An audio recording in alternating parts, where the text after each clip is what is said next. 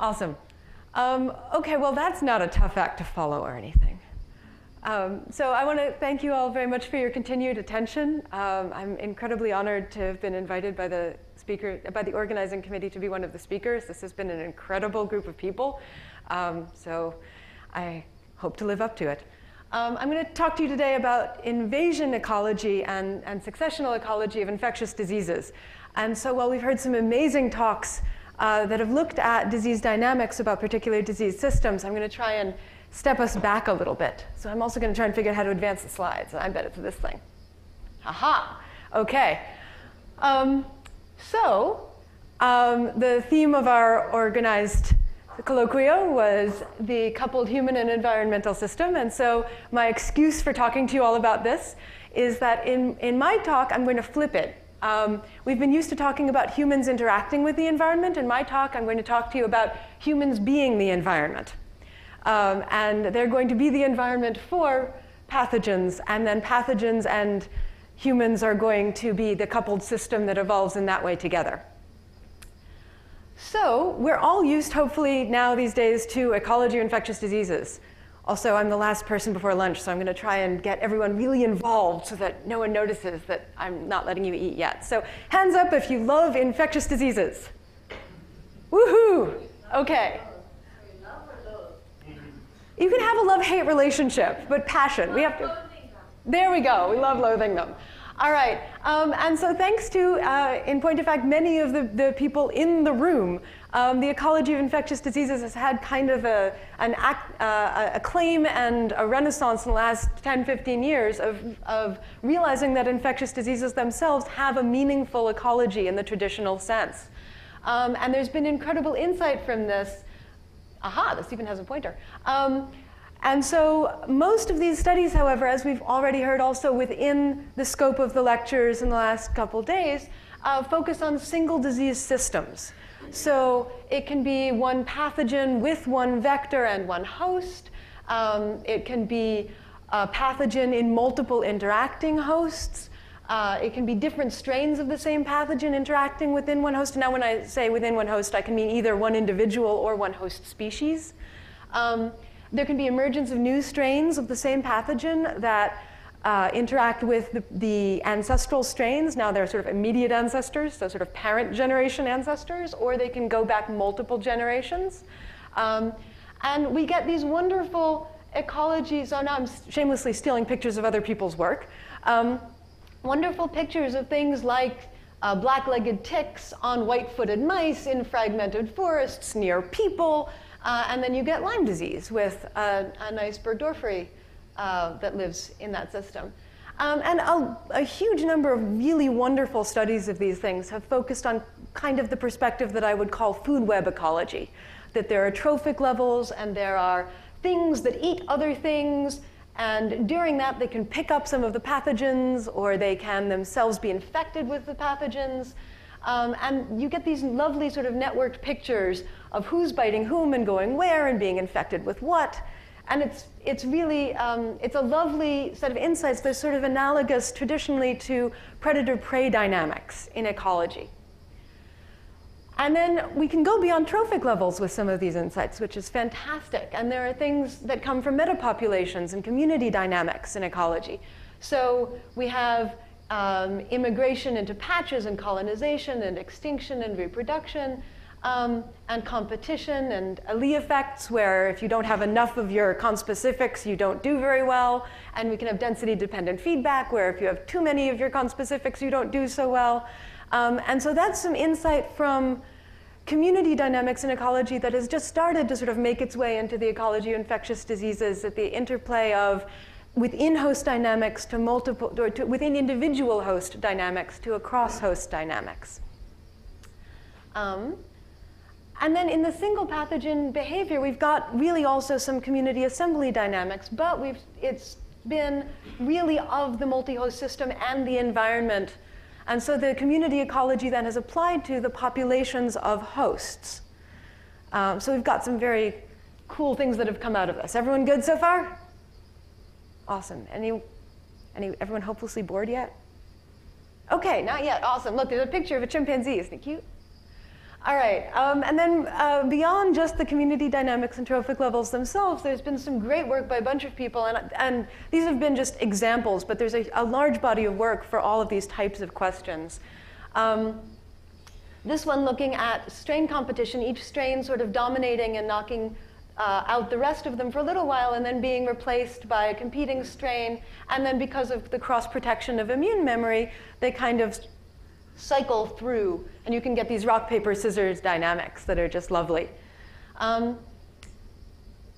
we can back up and ask, okay, what are the broad ecological insights that would apply that aren't just competition and the ecology of a single pathogen in a single population? And so that's what I want to talk to you guys about today. So there are some fundamental contributions of succession ecology. How many folks, succession ecology people? Fewer than the love or loathe pathogens people. Interesting. Okay, so I'm going to briefly describe, so for those of you who know this like the back of your hand, please forgive me. For everybody else, intro to succession ecology in 3 steps. And we've heard already a bunch of the speakers allude to this, and it's been really quite wonderful. But very explicitly, the idea is that when you have disturbed habitat, you have particular types of traits, not particular species, although this does lead to predictions of particular species, but particular types of traits of species that are likely to come in and be well represented next because they'll do very well in that environment next. And so the very traditional version of this is something like a fire or a disturbance that clear cuts a meadow, and then plants come in succession, and first you get sort of low grasses and shrubs, and then they grow up to be trees, and then finally you get old growth forests. But we also have other kinds, and we heard about some of this also alluded to, where we start with a nice lake, and then as things come in and try and live in the lake, there's organic debris and sediment that gradually fills up the lake, and then it becomes smaller and shallower, and that process itself changes the nature of which things can effectively use and live in the lake. Then this becomes a wetland, and gradually it just fills in and becomes solid ground. And again, at each of these stages, there's a natural progression of what happens next, but also then it dictates ecologically what kinds of species should be able to utilize that environment next. And then, so that's ecology of succession. There's also somewhat separately, although of course linked, an ecology of invasion success. And there are sort of 2 camps of invasion success. One takes a purely successional view of invasion is just one of the flavors of succession itself, and another looks at something called propagule pressure, which says that maybe you don't have to be the most natural invader for the available habitat, you just have to show up a lot, and you have to show up enough that showing up itself gives you the opportunity to figure out how to behave well in that environment for you, and then you get to take root. And then gradually, if you survive long enough by doing that, and you keep having the influx of more arrival, there might be some local adaptation that allows you to really take off. But for both of those, both the successional version and the propagule pressure version, you get kind of an idea of initial transport, followed by some colonization, and then after initial colonization, you get a real establishment period. And then after that establishment period, then you can get to real landscape spread, where you can diversify a little bit, and you might adapt to different niche, and it gets kind of cool. All right, so the things that have happened in ecology for that, that's the ecological succession work started being really beautiful and exciting maybe 100 years ago and has continued to be. And the invasion success stuff is ongoing. As really, I think the propagule pressure stuff is maybe 10, 15 years old as really taking over. So it's awesome research, and I highly recommend it. But the important thing about it from ecological theory's perspective is that it lets us make some really good predictions with the kinds of measurements ecologists can make and with the kinds of understanding that we can have about species before they get into a non-native habitat or before they come into a disturbed environment. So we can understand the observed patterns, we can predict the likely courses from newly introduced species of whether or not they'll establish well and where they'll end up being. We can predict system-wide impacts of perturbation. So in addition to kind of the stable equilibrium points and the dynamics for phase shifts, we can also just characterize things by going, oh, you're a grass. You should do really great when fires come through, but you really shouldn't do that well if we introduce a new species of carnivore into an old forest. That really shouldn't help you that much as a grass. Although, who knows, ecology is always a mystery. So it's never fully deterministic, but we gain some insight from these systems. And we also, then this one's going to come back and haunt me in a bit, so I want to draw a special call out to this.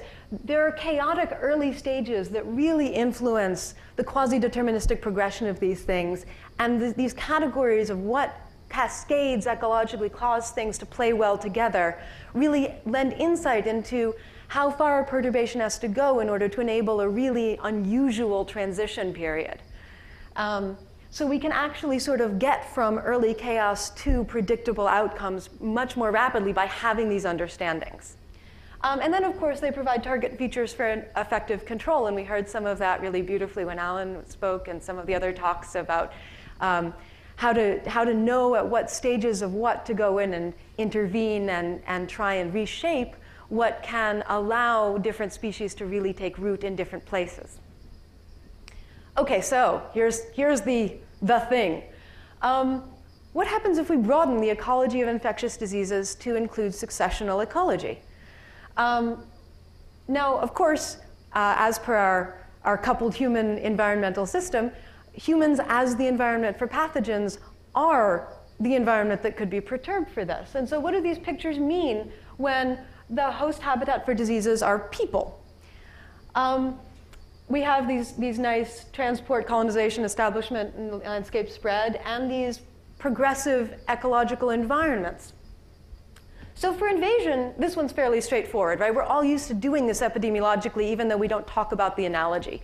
Some of the talks we've already heard have very elegantly demonstrated the idea that from a single novel introduction or a couple of novel introductions, or even the idea of propagule pressure of continued introduction from a reservoir source, we get the incipience of an outbreak. And then there's initial local transmission, and when Brian was talking very beautifully yesterday about the initial R0 as opposed to a long-term effective R0, really what he's talking about ecologically is the conditions for initial local transmission.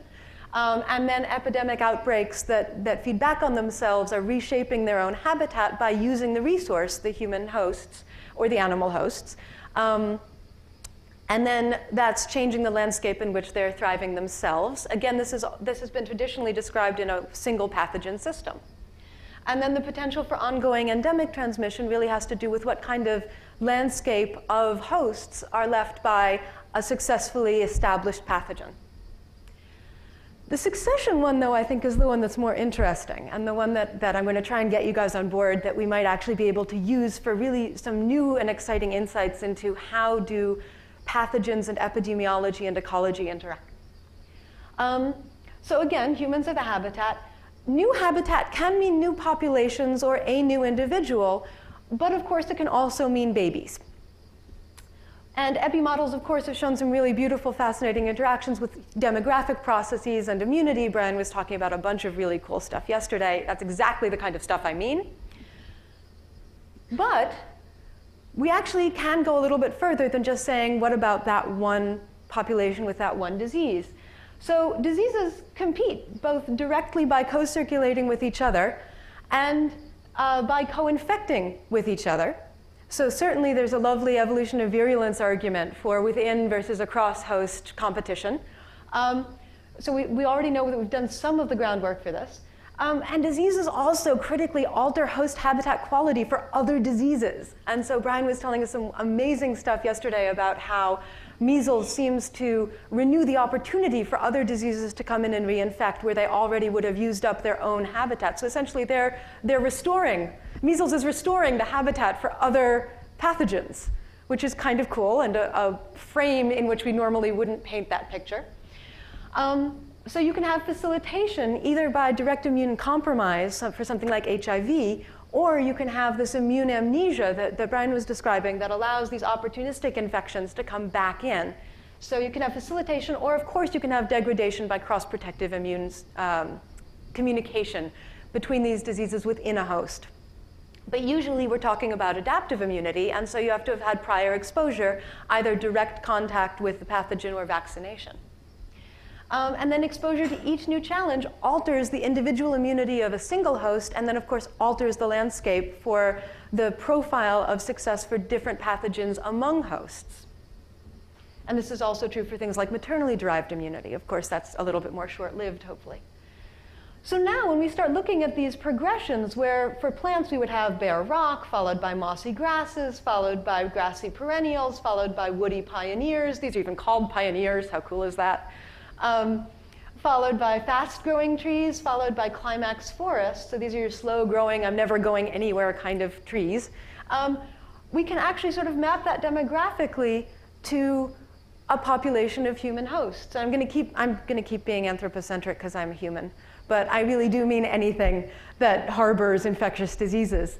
And note that this is actually, we'll come back to this, but note that this is different from the age of first infection for the disease. Right, we know that there's a very elegant theoretical link between the R0 of a disease and the average age of first exposure/infection. Again, thinking about the measles cycle that Brian was talking about and things like that. That's not what I mean here. What I mean here actually is the immune landscape preparing the way for multiple pathogens to cycle through. So again, just borrowing directly from the ecological succession of plants, these are some of the characteristics that people looking at plants looked at plants and went, this should let you be an early arriver after a disturbance or a fire or something clear-cut. And then, so what was it? It was, well, you should have a short lifespan. You should sort of burn your candle at both ends and get in there. You should be shade tolerant, only a little bit. You don't really need shade tolerance. Nothing else is there to block your sunlight, right? Right? Okay, awesome. Thank you. You should have a fast growth rate because now you're competing for space that is right now unoccupied. And so you're not stealing resources from someone else, you're claiming them. You're sticking your flag in the soil, or in this case, your roots. You should have high vegetative regeneration capabilities. As herbivores come in and eat your yummy, tasty green shoots, you should be able to spring them right back up there. And you should have a long dispersal distance because, quite honestly, it's a clear-cut thing. You've got to get there. So if you can only drop seeds right underneath where you're already existing, it's going to be a really gradual encroachment through a fire cleared space. But if you can send them on the wind and have them just drop out of the air, then that's really great for starting to encroach on novelly disturbed habitat. But then late plants won't really do so well at showing up at something newly disturbed, but once it's actually already been colonized by these early plants, the late plants can gradually come in and eventually outcompete the early plants at their own resource, essentially, because it's been set up for them by the early plants. And then you get late plants, and then if you do this correctly in nature, you get fire.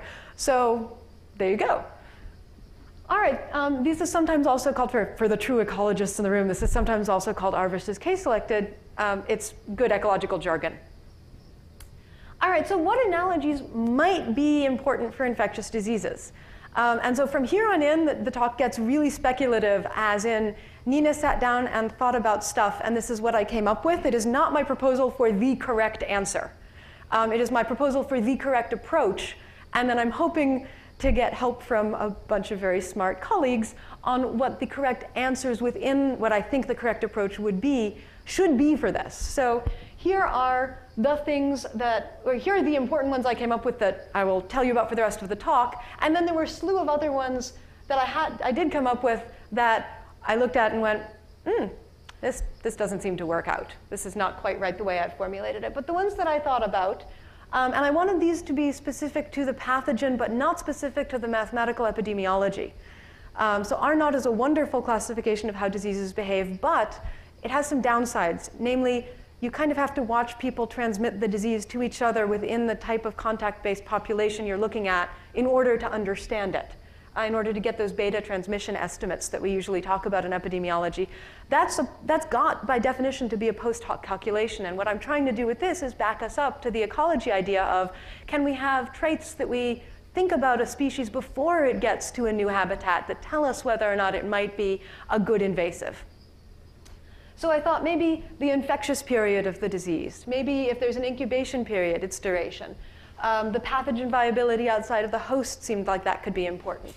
Transmission distance, so this is also based this is basically another way to say mechanism of transmission. Is it aerosolized? Is it fomite-based? Is it fluid contact? These have very different sort of how far can I spew my germs at you implications. And then opportunistic here is just shorthand for are you facilitated by anything else? And that way we were talking about either HIV immunocompromising and therefore TB increases, or measles wipes out your memory and therefore you can get staph again. And then I also thought maybe a high degree of antigenic drug resistance, but right now actually I couldn't get enough information to test that one, and then a bunch of other things that we eventually rejected. So this may not, notice that this critically may not translate the same directly analogously to the way plants do this. I don't mean this as here is what it means to be a large seed dispersal plant, that is what it means to be the right thing in a disease. What I mean to take from the plant succession idea is simply there are meaningful categories of traits. When you put them together, they add insight. And so now I'm stepping back and not asking, what is that trait from a plant?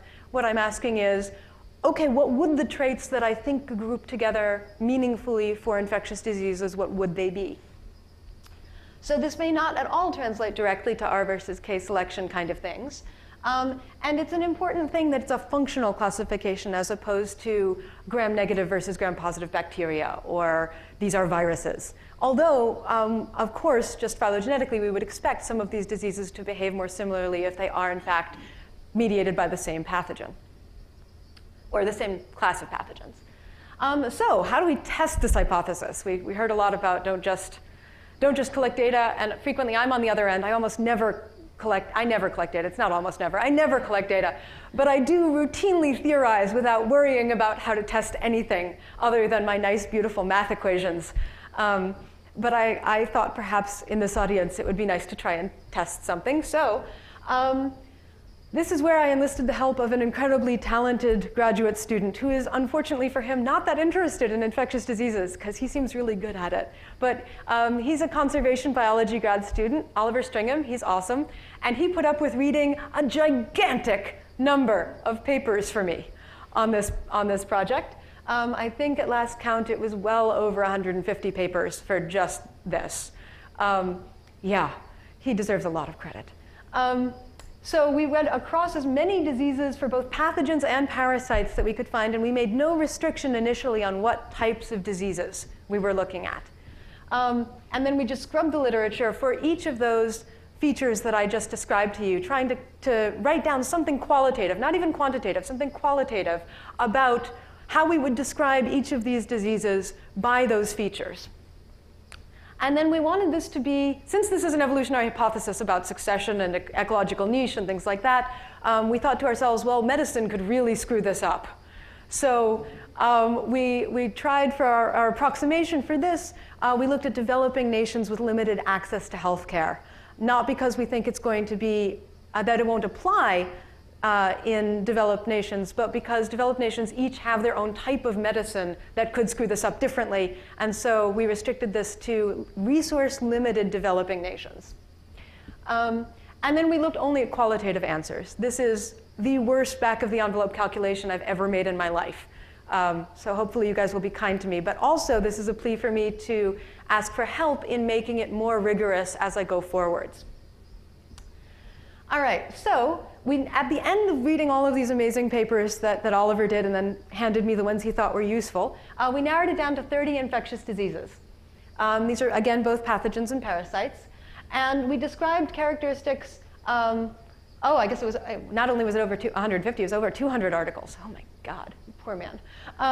So these are both scientific publications, but they're also textbooks, medical fact sheets, public health fact sheets, dissemination of information from trusted sources. When trusted, we get to define trusted ourselves. I trust the CDC for this stuff.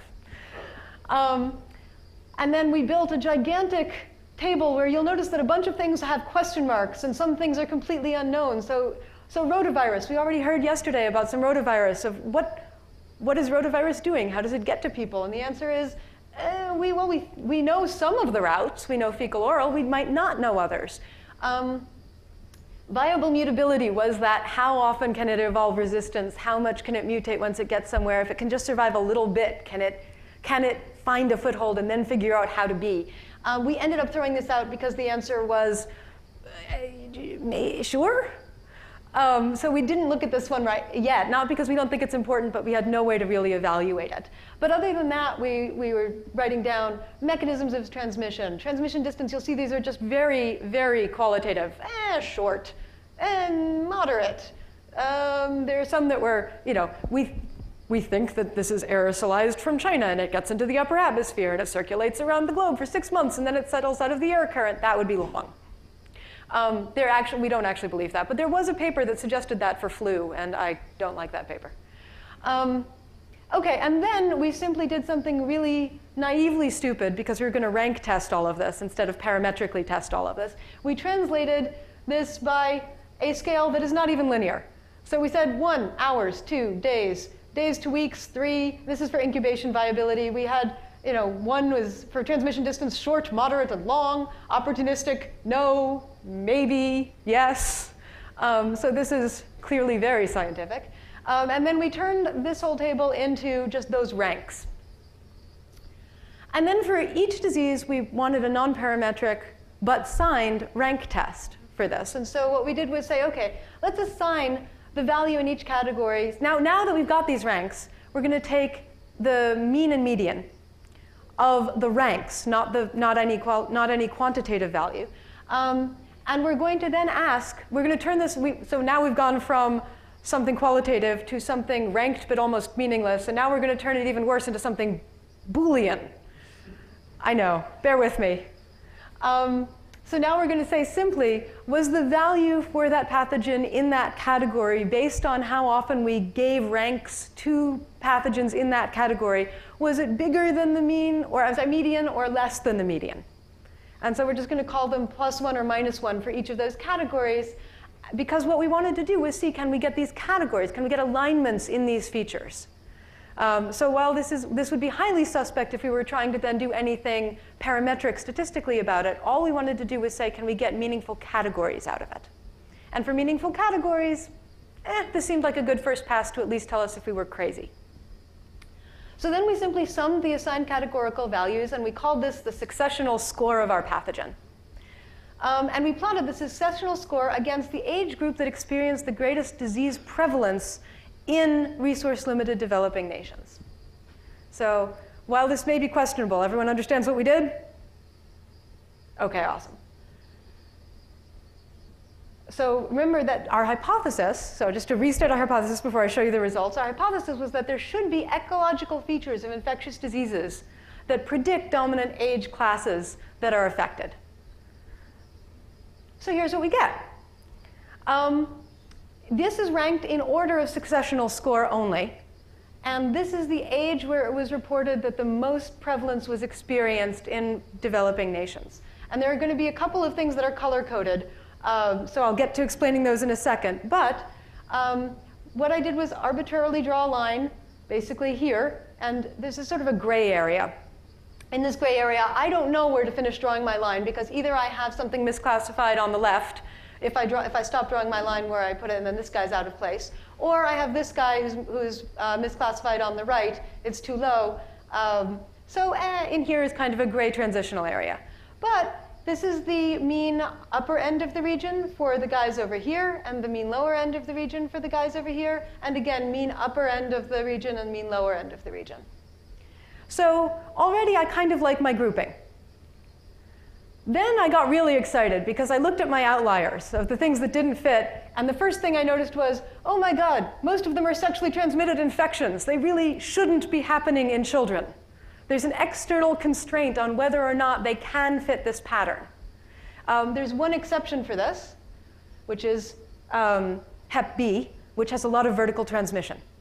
So that's actually sort of the same explanation for the outlier, but in the opposite direction. It should be happening in adults by successional score, but because there's so much transmission happening in kids in the developing nations by vertical transmission from the parent, that it's actually showing up as predominantly a disease of youth. And then there's a newly emerging pathogen, which really hasn't found its niche in anything yet. This is Ebola. So if we take out those things, just the STIs and Ebola, then honestly, other than my gray area where I wasn't quite sure where to draw this line, I'm pretty pleased with how this categorization starts looking. Again, this is all really mushy. I am not saying we have found the things.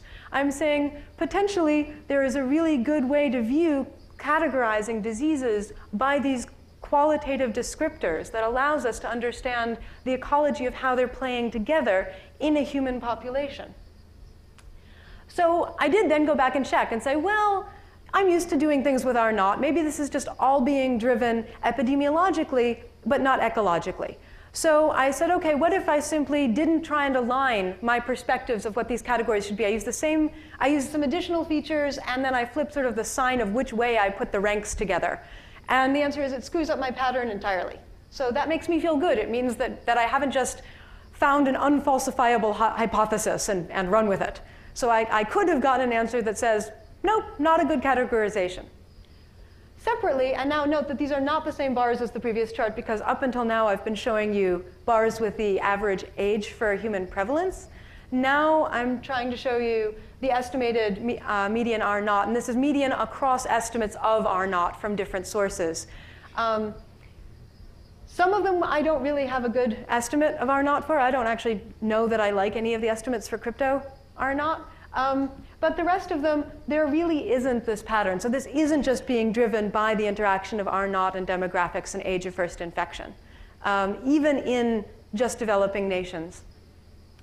So the nice part about this is that I have come up with two ways that don't work and one way that seems to work. So that makes me feel as though there might be some insight in this kind of perspective. And it's not just a theoretical insight. So even though I'm happy of like, yay, this idea maybe worked, the idea of why we would want to classify emerging pathogens or why we would want to classify pathogens in general this way is that there is actually a practical implication for what we might want to do with emerging pathogens. So as I said before, calculating R naught requires quite a bit of case incidence. You have to understand the effect of R naught in a naive population, being the true pure form of R naught, and then the effect of R as the population is essentially a degraded resource. So that actually requires a large amount of specific information about the population, the pathogen, its function. These are all sorts of things that ideally we would understand and predict before getting large-scale transmission. And the traditional ways of doing this, of letting people get sick and seeing how long it takes them to recover and how many people on average they must have contacted in order to fit an outbreak curve, are already too late for that. The successional score actually might be more accessible. Some of these features we can actually begin to understand with very few cases. We don't need an outbreak curve to backwards infer contact rates that are relevant for transmission for new diseases. Some of them we can test, some of them are harder to do. It might be able to inform early intervention. There's been some very beautiful work recently on targeting vaccines to appropriate ages in demographic progressions in order to essentially interrupt demographic reservoirs from providing disease to the rest of a population. If we know essentially where a disease is headed demographically, we might either be able to shape that trajectory in a way that lets us manage our expectations better, or at least vaccinate a susceptible population where it would be most prevalent if they're actually going to experience a lot of morbidity and mortality. So the results seem promising.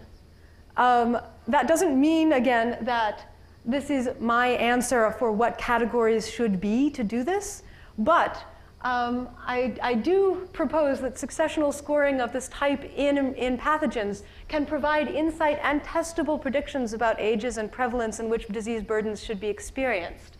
And other features not only may, but are likely to give a better fit than this. This is simply, quite literally, me sitting down and going, if I was designing a successional ecology for pathogens from scratch, what would I do? But also, for the rest of my life, I'm not a successional ecologist. So I went and talked to some friends of mine who are, but clearly this needs, if I've hopefully convinced you guys that there is some merit in this idea, this needs some help. So I'm looking forward to soliciting it from all of you and hopefully a broader audience. And then, interestingly, if we get it to the point where we really think this is providing something good and we've narrowed down which are the features that allow us to look at real successional scores for infectious diseases as a community ecology of pathogens, then not only can we potentially identify which features might be different or better from developing to developed world, but we might actually be able to start characterizing which features allow for transient dynamics in the same way that we can just see that early successional plants enable the progression to later successional plants, because once we had those classifications, we could go, oh, yeah, no, of course that's why. If we actually get to the point where we have faith in the categorization and the features that lead to those categories in successional pathogens, then maybe that will allow us to predict the transient dynamics as newly emerging pathogens or pathogens invading in otherwise previously unaffected naive populations. Maybe we can understand how those dynamics should work. Maybe we could predict that Ebola should happen in older people, even though by its features right now, it would be classified as a younger person's disease by my successional score. And maybe we can understand exactly how those transient dynamics fade into something more predictable. And it would probably, if we are borrowing correctly from ecology for this, it will depend entirely on the stage of community succession that it's entering into. So what is the average age and immune memory profile of the population for a new disease to come into? That means that the same disease going into two different populations may behave really differently, but in ways we might be able to predict using something like this. And in ways that don't necessarily require the kinds of epidemiological features that it's always so hard to get in real time during an outbreak. All right, so next up for me, I've done this now in some human diseases. I'm going to try looking across taxa because I actually think that might be much cleaner than the kinds of things I've been doing in humans. But humans were a nice way to start because there's sort of a uniformity of language about some of this that made the cross-disease comparisons easy. I think also there's a lot of work that we can do from this, looking at population persistence of the different populations of pathogen.